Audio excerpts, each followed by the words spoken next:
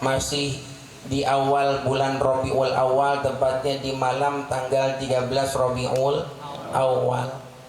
Maka sama-sama kita mengambil berkah.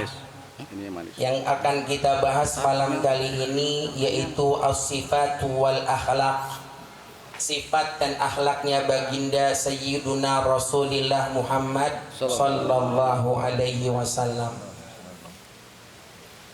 Faqala al-muallif rahimahullahu ta'ala wa adaman naf'a bihi wa bi barakati ulumihi wa bikum fid daraini amin. Wa qala radhiyallahu ta'ala an kana an-nabiy sallallahu alaihi wasallam yamtazu min kamali khalqihi wa kamali khuluqi.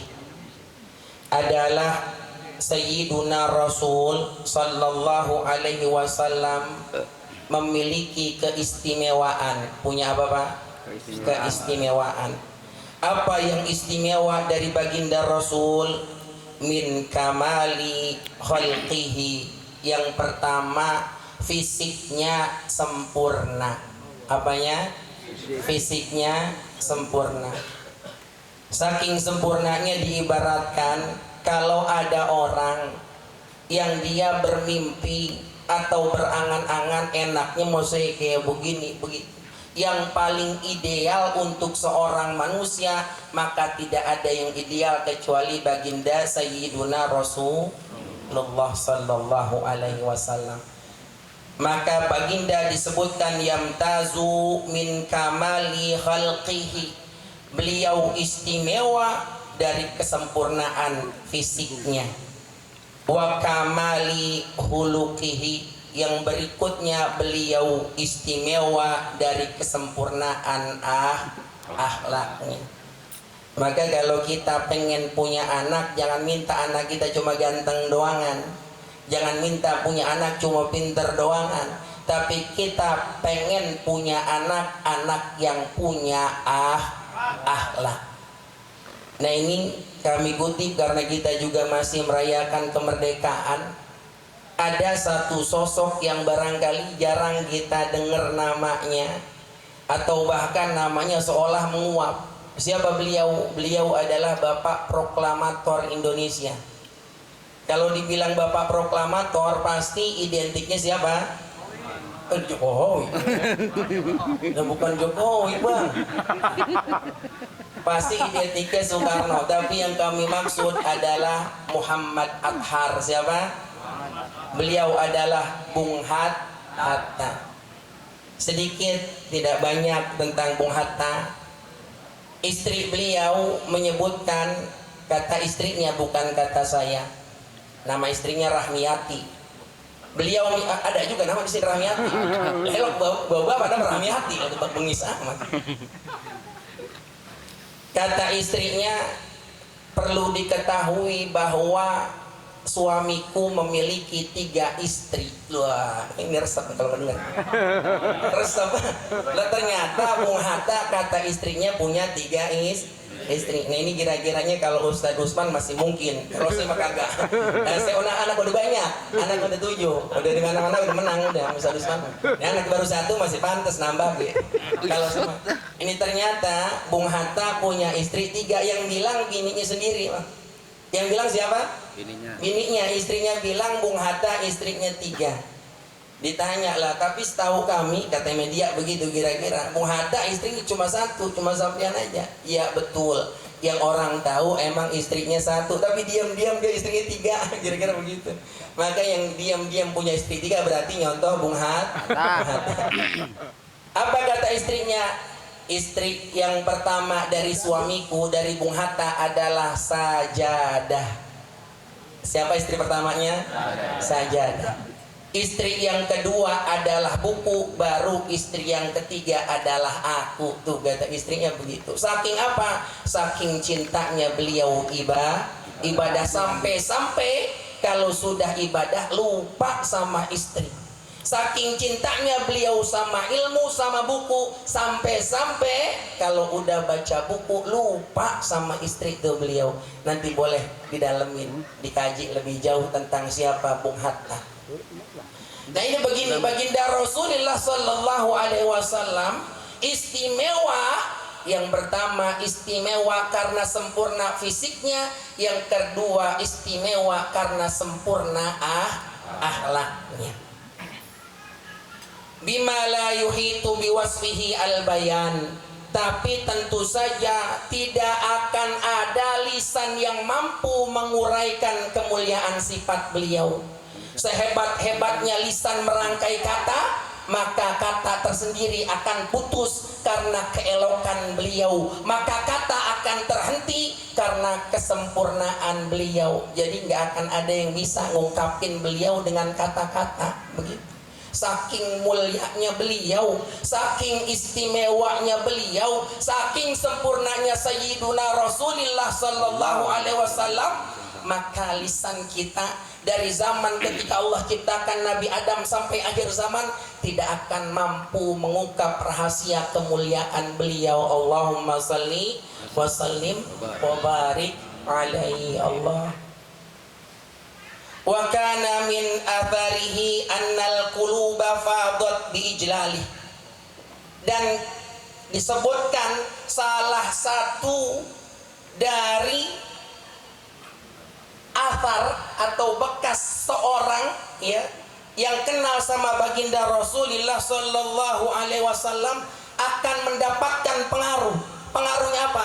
Annal quluba fadat, bahwa hati-hati, setiap hati yang pernah mengenang beliau, setiap hati yang pernah melihat beliau, setiap hati yang pernah merasakan cinta terhadap beliau, fadat, maka hati itu akan menjadi berlimpah dengan apa? Biijlalih, karena kemuliaan beliau. Hati kita akan enggak terkendali, hati kita akan tidak akan sadar. Bahkan ada sahabat ini saking cintanya kepada baginda Rasulullah sallallahu alaihi wasallam, begitu mendengar kabar baginda Sayyiduna Rasul wafat, seketika beliau wafat.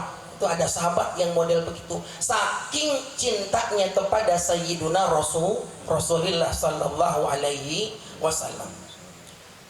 Warijalu tafanau, dan orang-orang kalau sudah tahu siapa baginda Sayyiduna Rasulullah Muhammad sallallahu alaihi wasallam, maka tafanau, mereka akan berangan-angan untuk mengorbankan nyawanya. Begitu. Jadi berangan-angan untuk mengorbankan segala yang dimiliki hanya untuk bisa membela Sayyiduna Rasulullah sallallahu alaihi wasallam. Kalau kita belum ada rasa cinta begitu, berarti belum kenal Rasul. Kalau kita masih takut untuk ngikutin ajaran Rasul, berarti belum cinta kepada Rasul. Karena mereka yang mengenal Rasul, mereka akan berlomba, berangan-angan untuk bisa menjadi perisai hidup bagi Sayyiduna Rasulullah. Seperti sahabat-sahabat yang kita lihat di dalam Uhud, sahabat-sahabat baginda Rasulullah sallallahu alaihi wasallam rela menjadi perisai baginda Sayyiduna Rasul agar Sayyidina Rasul tidak terkena pedang, agar Sayyidina Rasul tidak terkena tombak. Mereka yang siap untuk menjadi tameng untuk Sayyiduna Rasulullah sallallahu alaihi wasallam. Bahkan ada sahabat yang bernama Hubaib bin Adi. Siapa? Siapa? Hubaib. Hubaib, bukan Ubay. Hubaib. Hubaib bin Adi. Ini kopi manis apa pahit? Manis. Ya apa? Pahit. Pahit boleh. Hidup saya udah terlalu manis, masya Allah. Ya, bini manis, masya Allah. Rizki manis, Allah Akbar. Anak-anak manis, sehatnya manis, berlimpah. Makanya pengen kopi yang pahit. Alhamdulillah. Supaya ngerasain kayak orang-orang hidup pahit, rasanya manis gitu. Ya. Allahu Akbar. Jamaah yang dirahmati Allah Subhanahu wa taala. Tuh kan gara-gara kopi ini. Terus yang mana kopi tadi? Bupaib. Tuh, iya, Hubaib udah kenal. Hubaib bin Adi ini suatu ketika ditawan sama musuh-musuh Allah, sama musyrikin. Begitu ditawan, disiksa. Dan disiksanya nggak tanggung-tanggung, dibuat tiang.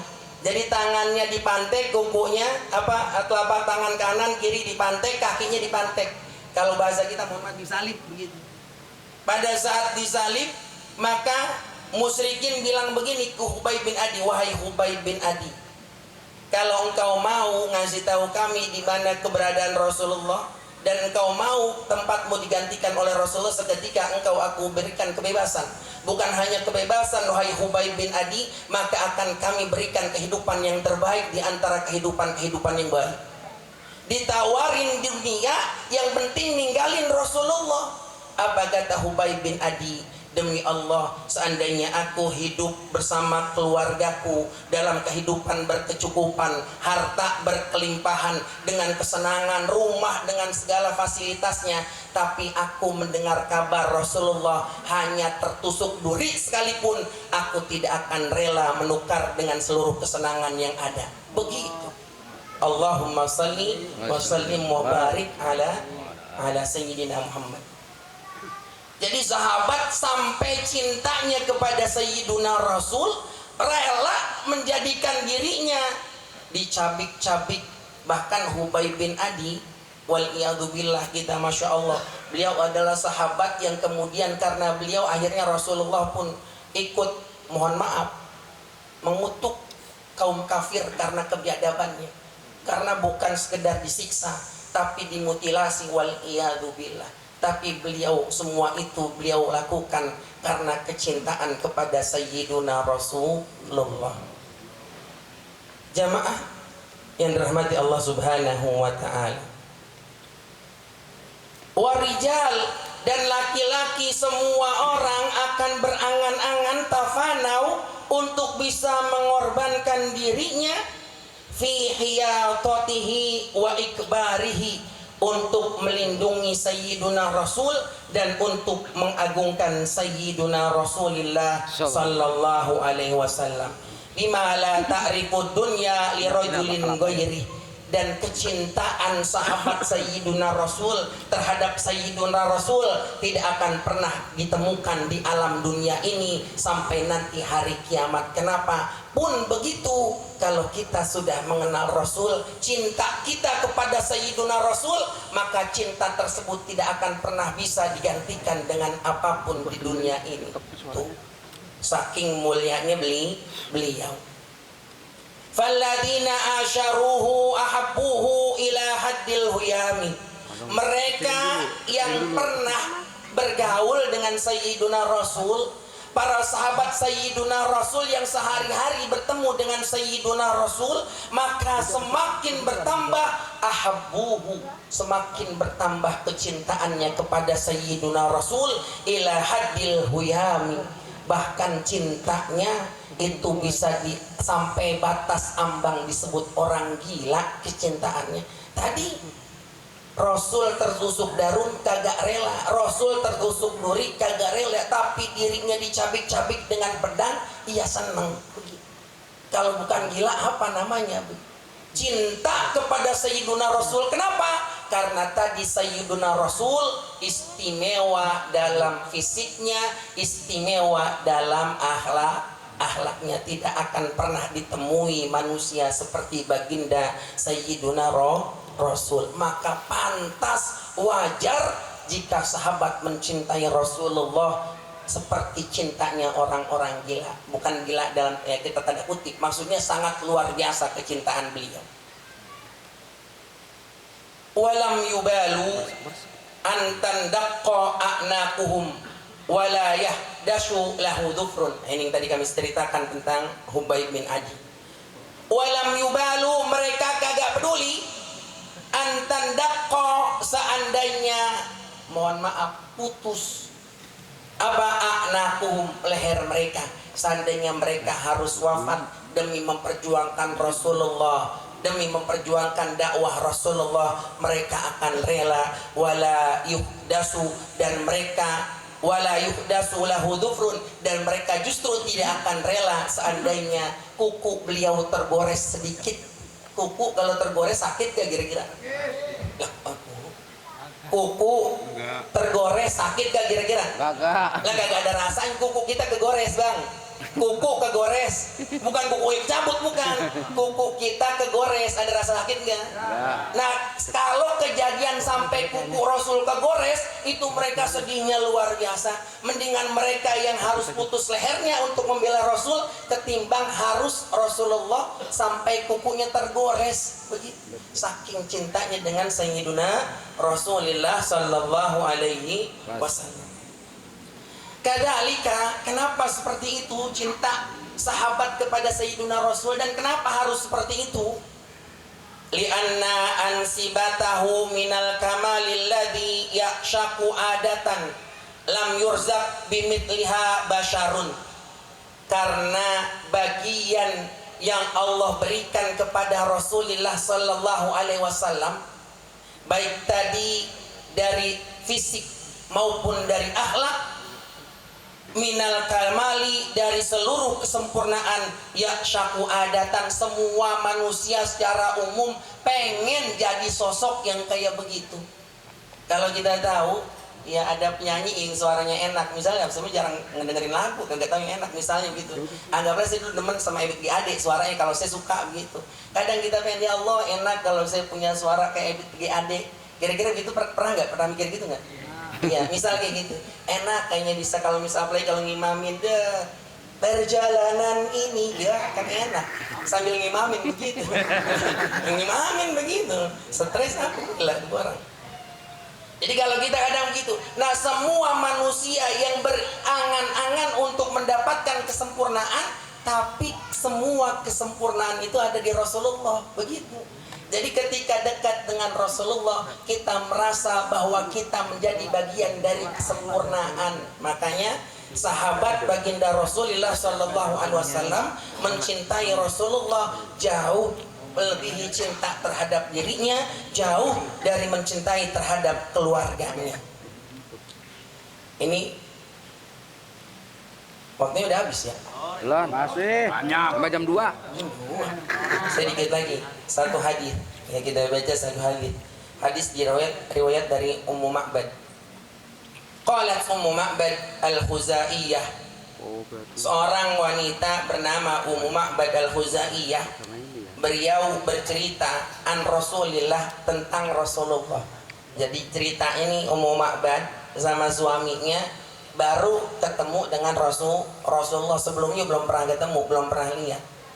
Ummu Ma'bad wahiya tasifuhu li zawjiha. Ketika Ummu Ma'bad cerita kepada suaminya tentang bagaimana sosok Rasulullah. Kenapa Ummu Ma'bad bisa cerita? Hina marra bi khaymatiha. Jadi suatu ketika Rasulullah lewat dari khaymah, itu tendanya Ummu Ma'bad, muhajiran pada saat hijrah. Jadi Rasulullah lewat tendanya Ummu Ma'bad, dan pada saat itu Rasulullah sedang berjalan didampingi oleh dua orang sahabatnya di kanan dan di kirinya, tapi tidak disebutkan. Salah satunya adalah Abu Bakar, yang satunya lagi nggak disebutkan siapa. Zahirul wadha'ah. Bagaimana Rasulullah? Maka Ummu Ma'bad cerita kepada suaminya, wahai suamiku, gambaran tentang Rasulullah itu ternyata yang pertama, kata beliau, zahirul wadha'ah, wajahnya terus berseri-seri. Jadi dalam kondisi kayak gimana aja, wajah Rasulullah seri, senyum aja bawaannya berseri-seri, enak aja dilihatnya dalam segala kondisi. Lagi jalan bareng, itu kan bahasa kita. Kadang-kadang kita kalau namanya lagi ketemu, lagi dadakan, kadang-kadang kalau namanya saya misalnya lagi ketemu, kadang-kadang lagi wajah lagi cemberut, apa jadi lagi habis domelin bini, misalkan begitu. Ya kita lagi misalnya lagi mumet, kalau duit minta sama banyak terus duit, alhamdulillah. Kalau bini galak bener, apalagi kalau bilang mau nambah lagi, nggak boleh bisa. Bini udah galak bener kalau urusan itu. Iya. Padahal kan saya bilang, istri saya kan ini, alhamdulillah anak udah 7, semuanya normal semua lahiran. Tapi kata dokter, udah nggak bisa nambah lagi karena istri udah kasihan, usianya udah hampir ya mau 40. Nanti kata istri saya, udah kalau misalnya ini kita nggak usah nambah lagi ya gitu kata istri saya bilang bukannya dulu kita janji 12 gitu. Dulu waktu pertama kali nikah janji 12, saya punya anak emang bilang beneran ini bukan bercanda, janji pengen punya anak 12. Kenapa? Suatu saat nanti kita punya pesantren paling enggak murid udah 12. Mau buka pesantren murid udah 12 cuma kagak ada yang bayaran. Murid anak kita semua doang loh. Ini istri saya bilang gitu, udah katanya udah nggak bisa lagi, kata dokter udah nggak bisa lagi. Tapi nggak nyuruh dengan nyerah tapi nyuruh mah kagak. Iya. Istri udah nyuruh kagak ini. Alhamdulillah. Kalau Ustaz Usman bisa insya Allah. Anak baru 1. Ya. Alhamdulillah. Zahirul wadha'ah. Wajahnya selalu berseri di mana aja tuh Rasulullah, wajahnya pasti selalu berseri-seri. Kemudian ablajul wajhi, bukan hanya berseri-seri, wajahnya bercahaya baginda Rasulullah sallallahu alaihi wasallam. Hasanul khalqi, yang paling bagus kalau bahasa kita proporsional perawakannya. Maka kalau kita bayangin Rasulullah Masya Allah, bahkan disebutkan ini karena waktunya kayaknya udah mau habis-habisnya bawaannya, Rasulullah itu disebutkan tubuhnya itu perutnya, kalau bahasa kita perutnya proporsional, enggak kayak kita, model kita kan perut ada yang rada ke depan dikit, ada yang rada ke depan dikit ada. Kemudian Rasulullah badannya itu tidak berbulu, kalau berambut maksudnya kayak umumnya orang-orang Arab kan pada berambut, tapi Rasulullah di bagian dada sampai atas perut ada rambut tipis, itu menandakan kegagahan. Maka Rasulullah itu begitu gagahnya luar biasa. Bahkan ada sahabat yang menyebutkan ayat yabuti, Rasulullah itu adalah parfum yang paling wangi.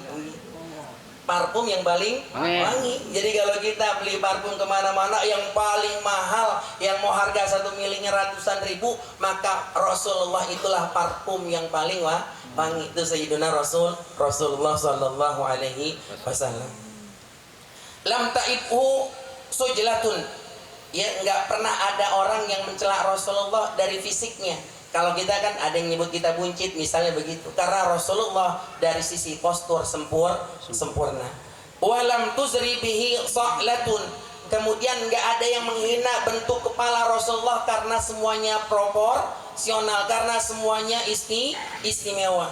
Wasimun qasimun, beliau itu tampan dan berwibawa. Tampan dan berwibawa Rasulullah, Masya Allah. Kita kebayang kalau misalnya ada ya Ustadz begitu tampan punya wibawa, jamaahnya ibu-ibu penuh bang. Di mana-mana kan ibu-ibu gitu kalau yang dicari. Kalau Ustadz tampan punya wibawa, di mana gue dicari. Kalau Ustadz yang begitu mah ibu-ibu loh. Dari saya pernah ketemu waktu dulu kebetulan saya lagi sholat di masjid, ada ibu-ibu berombongan. Bu daripada mana rapi-rapi pulang ngaji di mana, di kota wisata. Emang ada ustadz apa, emang ada acara apa, ada ustadz anu begitu. Dia ketemu di daerah Jatimurni, dan dia dari mana, dari Lubang Buaya sampai ke kota wisata bawa motor, ibu-ibu rombongan karena pengen ada ustadz anu katanya di kota wisata. Nah, kalau gini saya mau cara setiap hari gue kan ngeliat karena nasib kita begitu tuh. Enggak, kalau Ustaz Usman melaku juga kan, Ustaz Usman dia marah dengan tangan dikit ya. Biar dengan tangan dikit.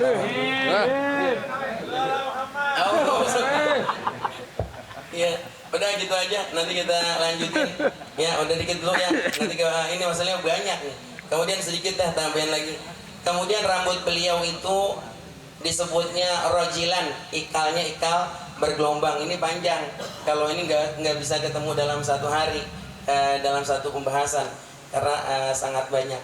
Kami tutup dengan satu kalimat saja, kalimat sederhana yang dikutip dari musannif. Beliau menyebutkan wa fi sautihi sahalun, baginda Sayyiduna Rasulullah sallallahu alaihi wasallam suaranya paling enak didengar. Kalau bahasa kita serak-serak bahasa, pokoknya udah paling enak didengar adalah suara Sayyiduna Rasulullah sallallahu alaihi wasallam. Syadidu sawadi sya'ar, beliau itu paling hitam rambutnya, rapi. Ida som'a, ini paling penting ya, ini ingin kami sampaikan. Ida somata alahul waqaru. Rasul, kalau Rasul lagi diem maka akan tampak wibawanya. Rasul diemnya berwibawa. lagi diem. Kalau kita kan diam, ini orang dia lagi bengong apalagi apa itu, lagi susah apalagi apa, lagi ada pikiran apalagi apa. Kalau Rasul diemnya Bawa. Masya Allah. Kemudian wa intakan lama alahul baha, tapi begitu Rasulullah Sallallahu Alaihi Wasallam bicara maka akan bertambah pesonanya. Belum bicara sudah wibawa, begitu bicara bertambah pesonanya. Maka siapapun yang mendengar Rasulullah bicara seketika akan langsung terpesona. Lalu kenapa orang-orang jahiliyah waktu dulu tidak terpesona? Bukan tidak terpesona, semua mengakui, tapi gengsi. Udah gitu doang jawabannya. Tapi gengsi. Kalau enggak gengsi, semuanya ngakuin bahwa Sayyiduna Rasulullah Sallallahu Alaihi Wasallam, bahkan beliau mendapat gelar Al-Amin, yang paling terpercaya. Yang memberikan gelar bukan sahabat, tapi yang memberikan gelar adalah orang-orang Quraisy, orang-orang kafir Quraisy yang memberikan gelar Al-Amin. Bahkan disebutkan setelah Rasulullah menjadi nabi, kemudian berdakwah, semua orang-orang yang merasa khawatir bahwa jabatannya, kedudukannya nanti akan terkikis, akan hilang, maka mereka mulai memusuhi Rasulullah. Tapi kalau sudah urusan mereka akan berangkat dagang, itu kalau berangkat dagang semua barang ditinggalin, Mbak. Terutama emas, barang-barang berharga, pasti mereka takut kalau sampai emasnya hilang. Maka Rasulullah adalah tempat menitipkan barang. Orangnya dimusuhin, orangnya dibenci, tapi giliran mereka akan pergi jauh, nitipin barangnya ke Sayyiduna Rasulullah Sallallahu Alaihi Wasallam. Dan kita sering mendengar pada saat peristiwa hijrah, kenapa Sayyiduna Ali yang menggantikan Rasulullah di tempat tidur beliau tidak langsung saja ikut bareng dengan Rasulullah, tapi malah disuruh ada di situ, karena pada saat itu Rasulullah masih memegang titipan dari orang-orang jahiliyah yang menitipkan barang berharganya kepada Rasulullah. Maka tugas Sayyiduna Ali karramallahu wajhah untuk mengembalikan semua barang titipan itu kepada pemiliknya. Dimusuhin, dibenci, tapi giliran nitipin barang enggak ke orang lain, nitipinnya ke Sayyiduna Rasulullah Sallallahu Alaihi Wasallam tuh begitu. Maka kalau Rasul diamnya wibawa, begitu ngomong menambah pesona, maka tidak ada seorang pun yang tidak akan terpesona dengan Sayyiduna Rasulullah Sallallahu Alaihi Wasallam. Kita bermohon kepada Allah Subhanahu Wa Taala, Allah berikan kita kesempatan untuk bisa menatap wajah beliau yang mulia, untuk bisa mendengar suara beliau yang mulia, walaupun hanya dalam mimpi. Ya Allah, ijabah ya Allah, ijabah ya Allah, ijabah ya Allah ya Rabbal Alamin. Kemudian Sayyiduna Rasulullah Sallallahu Alaihi Wasallam, ajmalun nasi wa abhahum min ba'id. Beliau begitu tampan, beliau begitu berwibawa jika dilihat dari jauh. Kayak kita nih, kita bisa jadi begitu dilihat dari jauh tampan, berwibawa dari jauh, dari mana? Nah, sama Rasulullah dari jauh terlihat tampan, berwibawa. Begitu mendekat, nah ini begitu mendekat, wa ahlahu min qarib. Ternyata begitu mendekat, betapa manisnya Sayyiduna Rasulullah Sallallahu Alaihi Wasallam. Dari jauh tampak tampan berwibawa, begitu mendekat semakin manis, semakin mempesona. Kalau kita barangkali dari jauh, apalagi kelihatan pakai PCX warna merah, ganteng bener. Wah, pakai PCX, mau jawab itu janda.